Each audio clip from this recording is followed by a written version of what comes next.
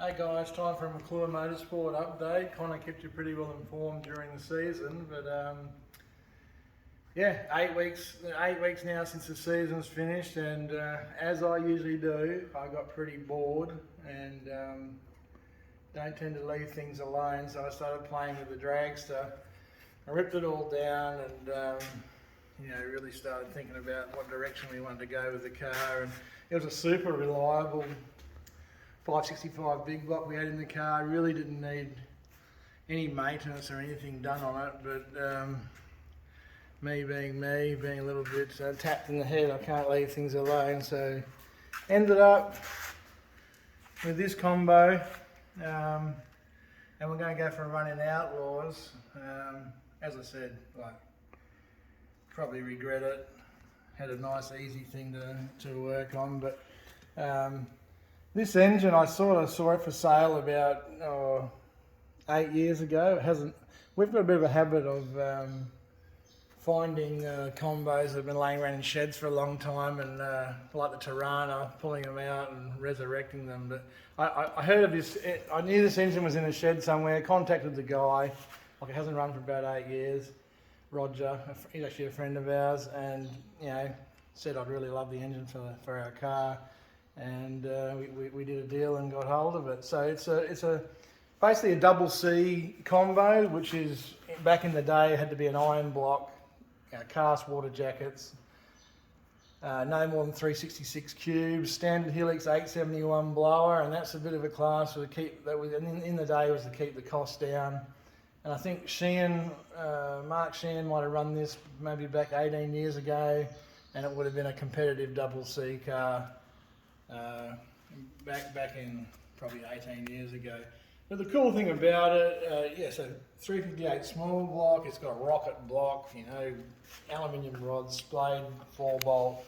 And the good thing about it, it's got the an early Dart Buick style cylinder head, a lot like the Tirana. So it has full symmetrical exhaust ports and intake ports. So a blown small block often had a bit of a problem with these two exhaust valves being right next to each other, so it's a pretty cool little combo, full dry sump deal. We've cut a starter motor. There was no relief for a starter motor, so our great buddy Wayne Keys cut a nice relief into the sump for us, and we've just got a little CVR starter motor in there, so we'll just roll up to the line and just start this thing and just send it. So it's pretty good.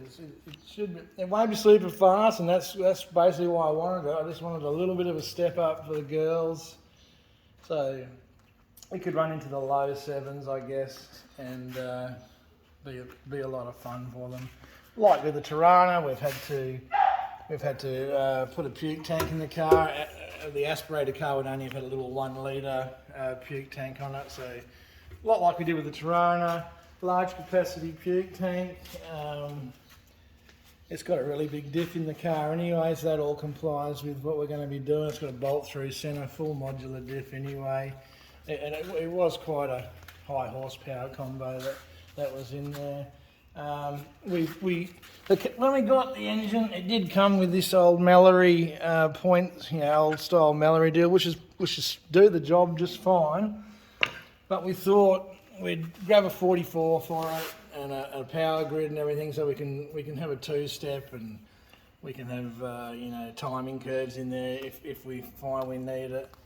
So we done away with the Mallory and used part of the old Mallory setup to mount our dual drive for the 44 and everything. Come up pretty good. That's all in there now. It just gives it more up to date. It's pretty much a door slammer ignition system on the little girl, so I don't think she'll have any lack of spark. So that'll be pretty good. We've added a fuel shutoff, which is something you wouldn't have had in the aspirated deal. So that's just to kill the pump. I've had a heap of gauges ripped out, water temperature, fuel pressure, all the stuff, the NA crap, that's all deleted now, and we've got to fill in those holes. I guess while all the body panels is off, it's interesting to just look at the structure of the car. Where the driver sits is heaps of triangulation around where the driver is.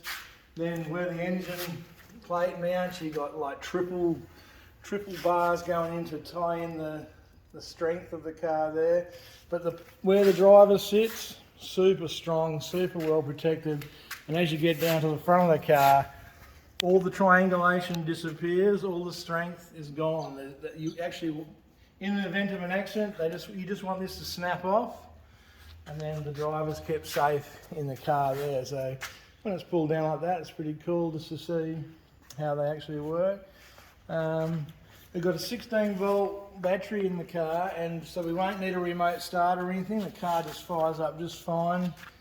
We did do a start up with a 12-volt, and it even still started then. It was pretty cool, but this is just amped it up a little bit more and actually fires up really good.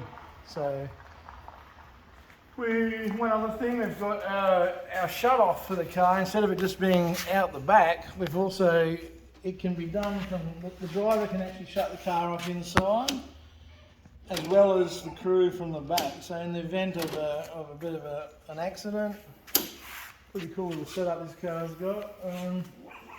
There you have it. That's an update on the dragster. In the next few weeks, we'll give you a bit of an update on the Torrey. Luckily, I don't own the Torrey, so hopefully that won't get fucked around with too much, and might just be able to go out and perform like it started to at the end of last season. We'll catch you all soon.